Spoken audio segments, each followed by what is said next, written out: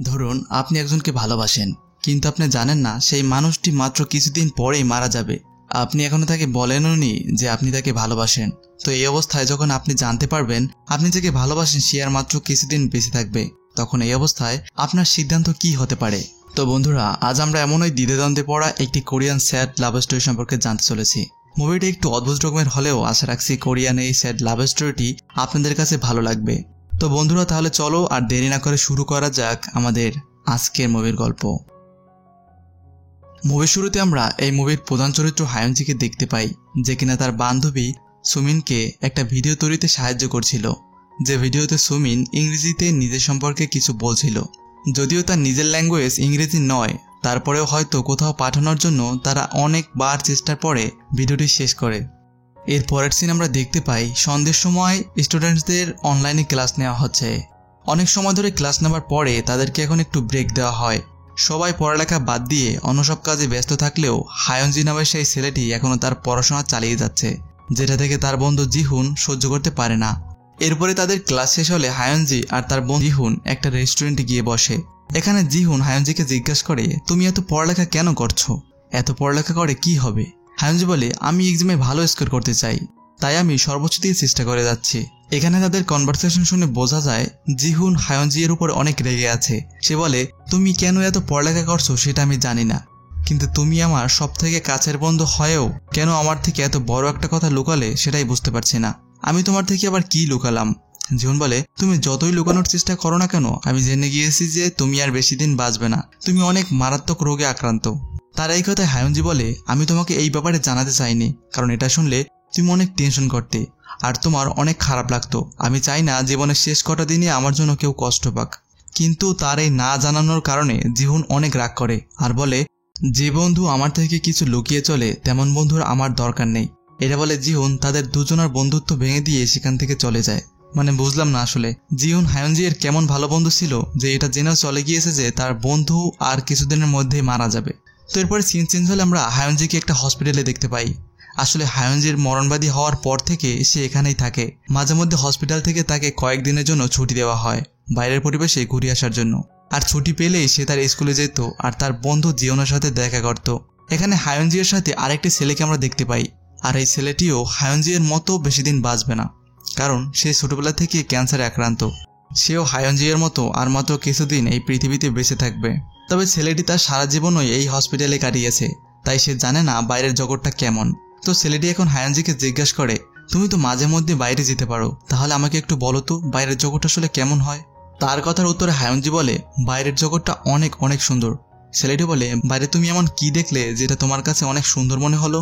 সে সুমিন নামের একটি মেয়েকে অনেক পছন্দ করে আর ভালোবাসে, আর সেই মেয়েটি বাইরে থাকে, তাই তার কাছে বাইরের জগৎটা অনেক অনেক সুন্দর মনে হয়। আর এই জন্যই হসপিটাল থেকে ছুটি পেলে সে বাইরে সেই মেয়েটিকে দেখতে চলে যায়।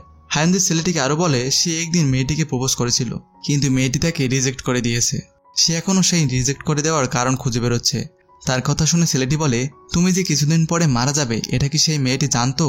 হায়নজি বলে, না, হয়তো জানতো না, তবে আমার মনে হয় সে আমাকে পছন্দ করতো না।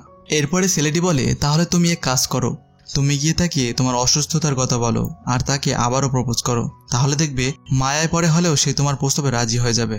ছেলেটির কথায় হায়নজি বলে, কারোর দয়ার ভালোবাসা আমার দরকার নেই, এর থেকে বরং ভালোবাসা দূর থেকেই সুন্দর। এরপরে সিনে আমরা হায়নজি এর পছন্দের মেয়ে সুমিনকে দেখতে পাই, যে কিনা তার বন্ধু হায়নজি এর ব্যাপারে কথা বলছিল। আসলে হায়নজি, সুমিন আর জিহুন তিনজনেই এক ক্লাসে পড়ে। এখানে সুমিন জিহুনকে জিজ্ঞাসা করে, আমার কি হায়নজি এর প্রস্তাবে রিজেক্ট করে দেওয়া উচিত হয়েছে? সে তো আর কিছুদিন পরেই মারা যাবে, তাকে এভাবে রিজেক্ট করে দেওয়ায় হয়তো সে অনেক কষ্ট পেয়েছে, আমি হয়তো কাজটা ঠিক করিনি। সুমিনের কথা শুনে জিহুন বলে, তুমি কি তাকে পছন্দ করো? সুমিন উত্তরে জানায় সে তাকে পছন্দ করে না। এটা শুনে জিহুন বলে, তাহলে কাউকে দয়া দেখিয়ে ভালোবাসার কোনো মানেই হয় না, তুমি তাকে ইগনোর করতে পারো। জিহুনের কথায় সুমিন বলে, সবই ঠিক আছে, কিন্তু আমি এখন এটা বুঝলাম না যে হায়ন যদি কিছুদিন পরে মারাই যাবে তাহলে সে এত পড়ালেখা কেন করছে? এইসব ভালো সার্টিফিকেট দিয়ে তার কি হবে? সুমিনের এই কথার উত্তর তাদের কারো কাছেই ছিল না। এরপরে সিন চেঞ্জ হয় আর আমরা দেখতে পাই হায়নজি আজ স্কুলে আসছে, তবে আজ সে পড়াশোনা করার জন্য স্কুলে আসেনি। সে আজ তার সব বইগুলো স্কুলে রেখে দিতে এসেছে, আর সে এখন সেখান থেকে নিজের জিনিসপত্রগুলো তার ব্যাগে নিচ্ছিল। সবকিছু নেওয়ার পরে সে এবার তার সেই হসপিটাল ফেরার জন্য রওনা দেয়, আর তখনই তার এক বান্ধবী তার সাথে কথা বলার জন্য তার পিছু নেয়। আর মেয়েটি বারবার তার বন্ধু জিহনের সাথে কথা বলতে চাচ্ছিল। আসলে এই মেয়েটি জিহনকে অনেক পছন্দ করে, তাই সে জিহনের সেলফোন নাম্বারের জন্যই হায়ঞ্জিকে তাড়া দিচ্ছে।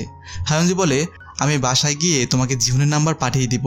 এরপরে রাত হলে দেখা যায় হায়ঞ্জি প্রচন্ড জ্বরে শীতে কাঁপছে, তার অনেক কষ্ট হচ্ছে। এটা দেখে সেই হসপিটালের বন্ধু তার খেয়াল রাখে আর কি লাগবে বা কি করলে তার ভালো লাগবে সেই সম্পর্কে জানতে চায়। এখন হায়ঞ্জি বলে, তুমি আমার কাছের লোক না হয়েও আমার কত খেয়াল রাখছো, অথচ আমার কাছের লোকজনেরা একটিবার আমাকে দেখতে পর্যন্ত আসলো না।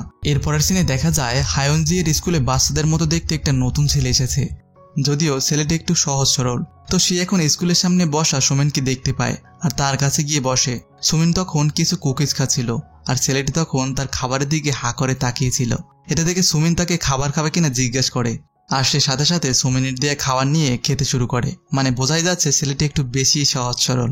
সুমিন এবার তার পরিচয় জিজ্ঞেস করলে ছেলেটি বলে, আমি এখানে নতুন এডমিশন নিতে এসেছি, কিন্তু কোথায় কিভাবে কি করব কিছুই বুঝতে পারছি না, তুমি কি আমাকে একটু হেল্প করবে? ছেলেটিকে এমন সহজ সরল দেখে সুমিনের মায়া হয় আর বলে, হ্যাঁ অবশ্যই তোমাকে হেল্প করব, আমার সাথে চলো। আর এখন সুমিন ছেলেটিকে নিয়ে তাদের এডমিশন রুমে যায় আর তাকে এডমিশনের কিছু ফর্ম পূরণ করতে বলে। ছেলেটি কোনো মতে এডমিশনের ফর্ম পূরণ করে আর তাদের স্কুলে জয়েন করে। আর এরপরে সুমিন ছেলেটিকে নিয়ে ঘুরতে বের হয় আর এখানে ছেলেটা তাকে বোকা বোকা কিছু প্রশ্ন করতে থাকে, যেগুলো সুমিনের কাছে বেশ অদ্ভুত লাগছিল। তো সুমিন এবারে ছেলেটিকে একটি রেস্টুরেন্টে নিয়ে যায়, যেখানে আগে থেকেই তার বন্ধু জিহুন তার জন্য অপেক্ষা করছিল।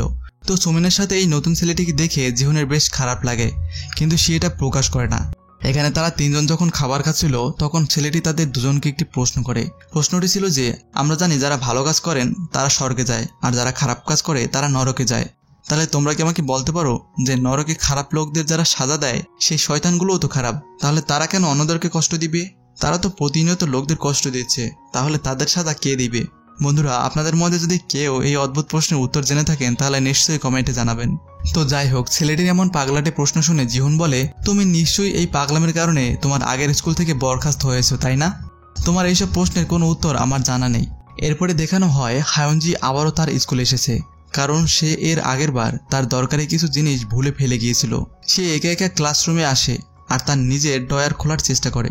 আর তখনই দেখা যায় সেই ইউজিন নামের সরল ছেলেটাও ক্লাসরুমে এসেছে। সেও ভুলবশত কিছু একটা ক্লাসরুমে ফেলে গিয়েছে।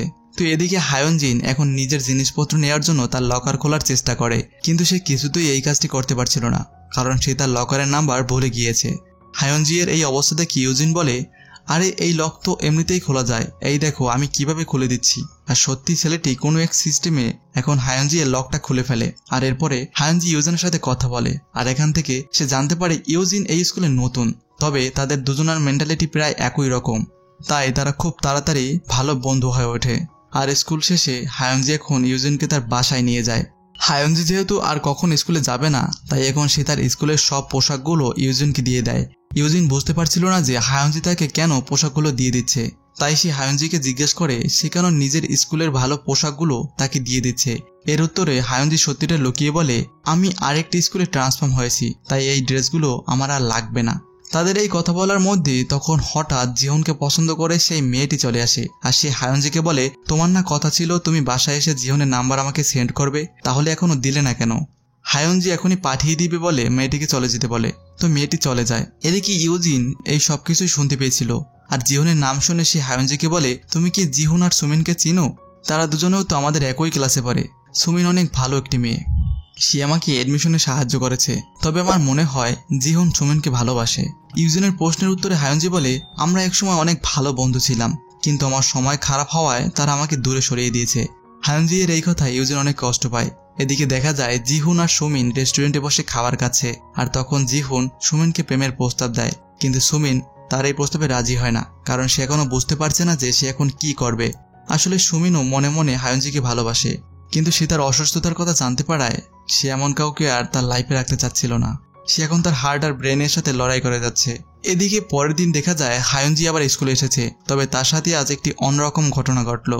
মানে সুমিন আজ তার সাথে নিজে দেখা করতে এসেছে আর এখানে সুমিন হায়ঞ্জিকে বলে, আমি তোমাকে অনেক ভালোবাসি, তুমি কি তোমার শেষ দিনগুলো আমাকে তোমার সাথে নিবে?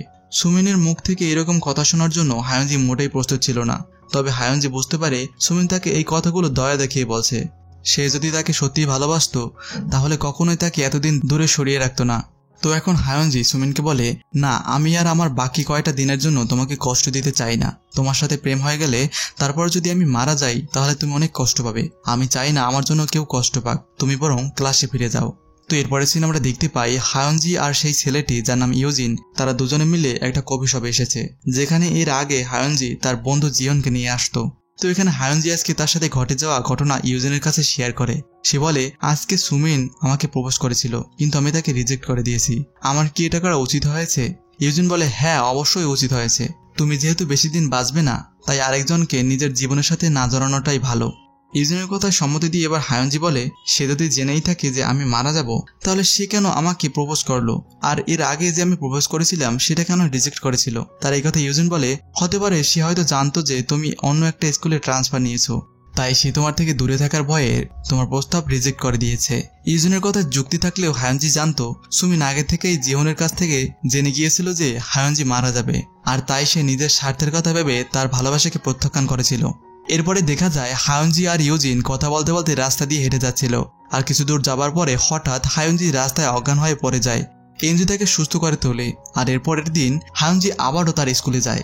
আজ সুমিন আবারও তার কাছে আসে আর বলে, হায়ঞ্জি আমি তোমাকে আজ কিছু সত্যি কথা জানাতে চাই। আর এখান থেকেই আমাদের কাছে মুভিটির আসল ঘটনা খোলস হতে থাকে। এখানে সুমিন হায়ঞ্জিকে বলে, আমি তোমাকে অনেক আগে থেকেই ভালোবাসি, কিন্তু আমি তোমাকে এই কথা কখনো বলতে পারিনি। তুমি যখন আমাকে প্রপোজ করেছিলে তখন আমি কি করবো বুঝতে না পেরে তোমাকে ভুলে রিজেক্ট করে দেই, আর এরপরে অপেক্ষা করতে থাকি তুমি আবার কবে আমাকে প্রপোজ করবে। কিন্তু তুমি আর আমাকে কখনোই প্রপোজ করোনি, আর আমার সাথে কথাও বলতে আসোনি। তাই আমার মনে হয়েছিল তুমি আমাকে সত্যিকারের ভালোবাসোনি, ভালো লাগা থেকেই প্রপোজ করেছো। আর এরপরে যখন আমি তোমার বন্ধু জিওনের কাছ থেকে জানতে পারলাম তুমি মরণব্যাধিতে আক্রান্ত, তখন কেমন জানি প্রতিনিয়ত তোমার জন্য আমার খারাপ লাগতে থাকে। আর তোমার সেই প্রপোজ প্রত্যাখ্যান করার জন্য নিজের কাছে নিজেকে অনেক দোষী মনে হচ্ছিল, তাই আমি নিজেই তোমাকে প্রপোজ করেছিলাম। কিন্তু তুমি তখন আমাকে রিজেক্ট করে দিয়েছো এটা ভেবে যে আমি তোমার প্রতি দয়া দেখাচ্ছি। তার সব কথা বুঝতে পেরে হায়ঞ্জি তাকে সরি বলে আর বলে, আমি তোমাকে ভুল বুঝেছিলাম সুমিন, তুমি আমাকে ক্ষমা করে দিও। তবে এটা আমি বুঝতে পেরেছি যে আমাদের ভালোবাসা কখনোই পূর্ণতা পাবে না। আমাদের ভালোবাসা দিন দিন বাড়তে থাকার পরে যদি আমি হঠাৎ মারা যাই তাহলে তুমি নিজেকে আর সামলাতে পারবে না। আমাদের এই সম্পর্কে কোনো মানেই হয় না, অর্থাৎ আমাদের একে অপরের থেকে দূরে থাকাই বরং ভালো হবে। ভালো থেকো সুমিন। তার এই কথায় সুমিন অনেক কষ্ট পায় আর সেখান থেকে চলে যেতে থাকে। আর তখন হায়ঞ্জি তাকে বলে, আগে যেমন আমি তোমার ভিডিও বানিয়ে দিতাম, তুমি কি আজ আমাকে একটা ভিডিও বানিয়ে দিবে? এরপরে আমরা দেখতে পাই আজকে সুমিন হায়ঞ্জি এর ভিডিও করছে, আর ভিডিওতে হায়ঞ্জি সুমিনের প্রতি জমিয়ে রাখা সমস্ত কথা বলতে থাকে। ভিডিওর মধ্যে সে হেসে হেসে কথাগুলো বলছিল, কিন্তু তার এই হাসিতে ছিল অপূর্ণতার স্বাদ। সে যেন সৃষ্টিকর্তার কাছে প্রতিনিয়ত এটাই বলে যাচ্ছে সে যেন সুস্থ আর ভালো হয়ে যায়, সে আরও বাঁচতে চায়। আর এখান থেকেই শেষ হয়ে যায় আমাদের আজকের মুভির গল্প। মুভিটিতে আমাদের দেখানো হয় না শেষ পর্যন্ত হায়ঞ্জি এর কি হয়েছিল, আর সে কি আদেও মারা গিয়েছিল নাকি সুস্থ হতে পেরেছিল। সবশেষে বলবো আজকের মুভিটা একটু অদ্ভুত রকমের ছিল। তো বন্ধুরা, আপনাদের কাছে কেমন লাগলো আমাদের আজকের মুভির গল্প? কমেন্ট বক্স পড়ে রইল, অবশ্যই মতামত জানাবেন। আর আপনি যদি সিনেমা প্রেমী হয়ে থাকেন তাহলে please hit the subscribe button. তো আজ এ পর্যন্তই, দেখা হচ্ছে নেক্সট ভিডিওতে। সে পর্যন্ত ভালো থাকবেন, সুস্থ থাকবেন।